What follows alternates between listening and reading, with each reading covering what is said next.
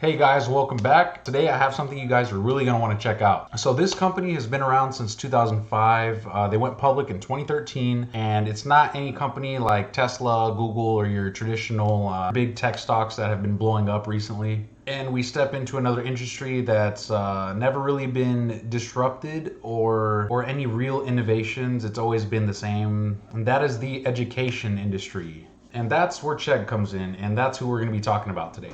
So if you're a college student or a high school student, there's a really good chance you've probably heard of them.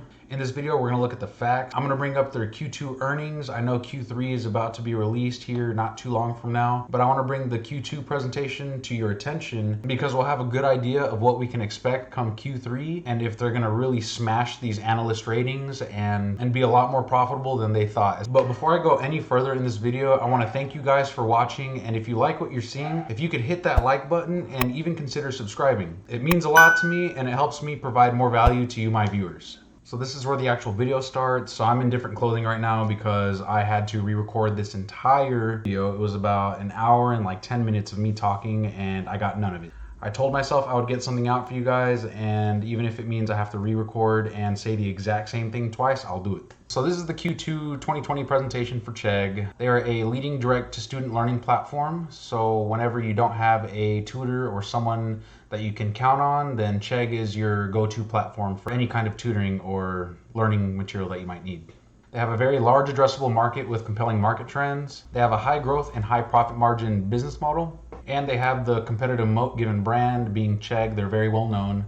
They have a big reach, a lot of data, and proprietary content special to Chegg. At this point in time, at the end of Q2, they had 3.9 million subscribers. And this is a 29% growth year over year from the previous year. So we're looking at June of 2019. Besides subscribers, they also have 15 million platform visitors. So even though they're not paying, they're still visiting, and these are potential subscribers.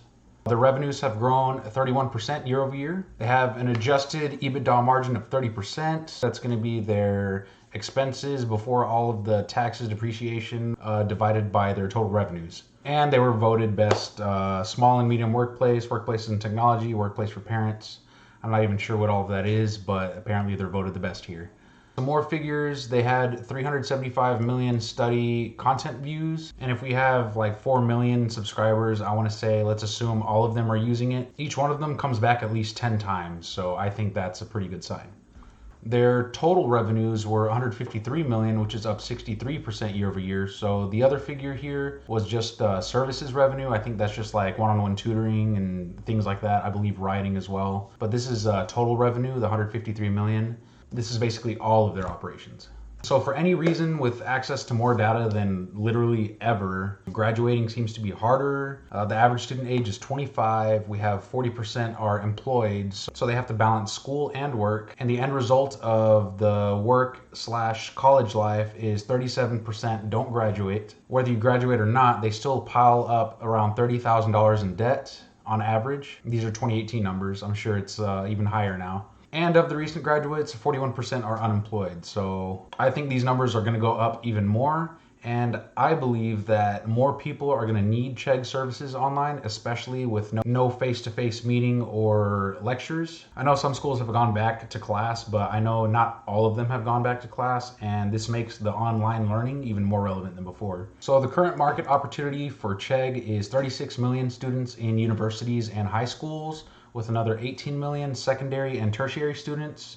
And they're saying this number can be up to 102 million if we include all English language instruction outside of the US. If we look down here, the print says India, the Philippines, Mexico, South Korea, you get it. Basically anywhere where there's at least a little bit of English.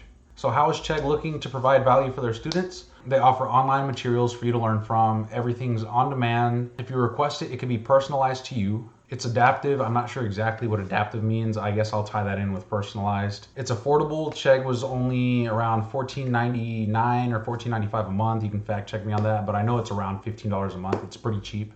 And of course, when someone absolutely needs help, there's no better help than having another human being on the other side of the computer helping you learn something. As we see here, backed by human help. Chegg is also very well known on college campuses already, apparently more so than Amazon, according to this presentation. I'm not sure how true that is, but I'm pretty confident that out of 10 students, if you do ask like 9 of them, hey, have you heard of Chegg? I'm sure like 9 of them will say, yes, I've heard of Chegg. And then out of those 9, maybe like 2 or 3 probably use Chegg or have at least like been to their website once in their life. Now, the most applicable fields for Chegg is mainly STEM, which stands for science, technology, engineering, and mathematics. I thought I knew that. I was pretty close. The other 21% are business students, and then the other 19% is for humanities, social studies, and any other major. With science and technology-based majors being as hard as they are and math intensive, it's no surprise that they have the biggest slice of the pie. When I was taking physics, I used Chegg for my physics class. Honestly, my professor was not very good in my opinion, so I ended up using Chegg, and Chegg really saved me there. But moving on, Chegg services on the academic side are Chegg Study, Chegg Writing, Chegg Math Solver, and Chegg Tutors. They also have a skills-based course called Thinkful. This is the Thinkful website, which is a Chegg service. It says, put your future career first, pay tuition when you're hired. Online learning built to get you a high-paying job in tech. Mentorship, career services, and $0 in tuition until you've started your new career. So they're promising that you don't have to pay a dime in tuition until you have a job. I think this is going to be super valuable, especially with the increase in remote work we're seeing with CV-19 and everything that's going on. And another thing Chegg offers is textbooks. So if you need to rent or buy a textbook, they have pretty much everything you would ever need. So besides being popular, it has pretty good reviews. 92% in a survey said, Chegg Study helps me get better grades. Another 90% said Chegg Study helps me better understand my schoolwork. And with the Thinkful program, 85% end up finding a job. I mean, maybe it could be a little better. I don't know. It really depends on the person taking the course. But anyways, Chegg's main point here is that they've been growing rapidly over the past 4 to 5 years. They're seeing an average 29% year-over-year growth for 2019. And I'm thinking this number is going to be even higher for 2020, but we just have to wait and see. And here are some of the business outlooks that they see for Q3 at the end of this month and for the end of the year, ending 2020.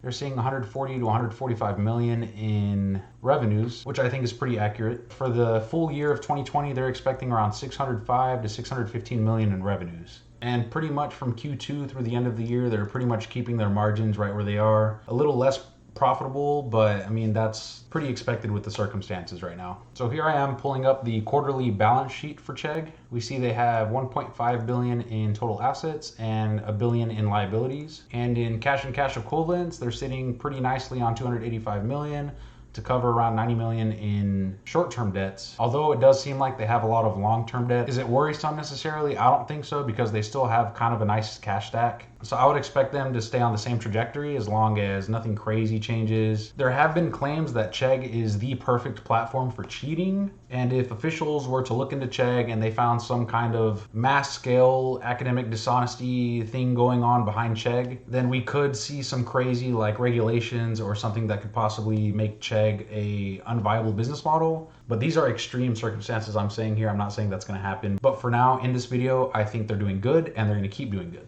I'm not trying to make you scared. I'm just telling you the things that you should think about when you invest in companies like these. Now, if we go to Chegg statistics, we'll see their forward PE is around a 56, which I think they will grow into pretty healthily over time. I don't think a 56 is that bad of a PE, especially if you do believe in the company growing over time. And their price to sales is around 20. For example, Tesla right now is around I think 14 to 1 price to sales. So Chegg right now is trading even more richly than Tesla is at $84 per share. And speaking of stock price, why don't we look at some charts? So looking from the end of September up until right now, the middle of October, we can see Chegg has been running up pretty much the past month. Today has been a pretty nice pullback day for Chegg. It came back down to this 83-ish dollar mark.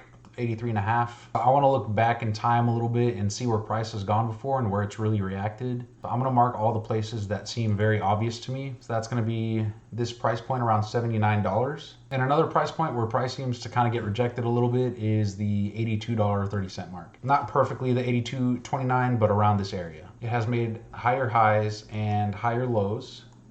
And right now we are in the process of making a higher high above this $90.73 mark.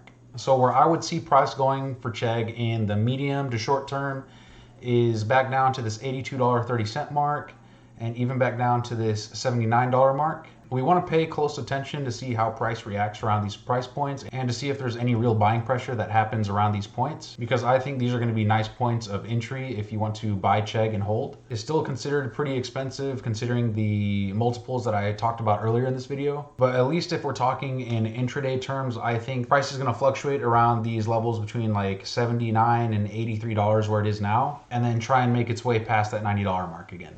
Now, nothing's for certain at this point. We know we have the elections coming up. It's really easy to spread FUD and make investors get scared. But whenever things like that happen, it just presents more buying opportunities for you as an investor. So pulling up this calculator and doing some really fast numbers, I'm going to assume that Chegg grows around 30% each year for the next 5 years. And they're projecting around 600 million for the end of this year. So that's the number I'm going to use. We're looking at 1.7 billion in revenues. Chegg has 128 million shares outstanding roughly. So if we divide their revenues by the total numbers of shares outstanding, we get around $13.38 per share in revenues. And let's say that we want to use a smaller price to sales ratio. The lower the multiple, the more room for error you're giving yourself. So I'm going to use 10. With what would still be considered a pretty richly valued price to sales ratio, we would have a $133 Chegg stock share price. So again, this is in 5 years. So from now on until 5 years from now, a lot can happen.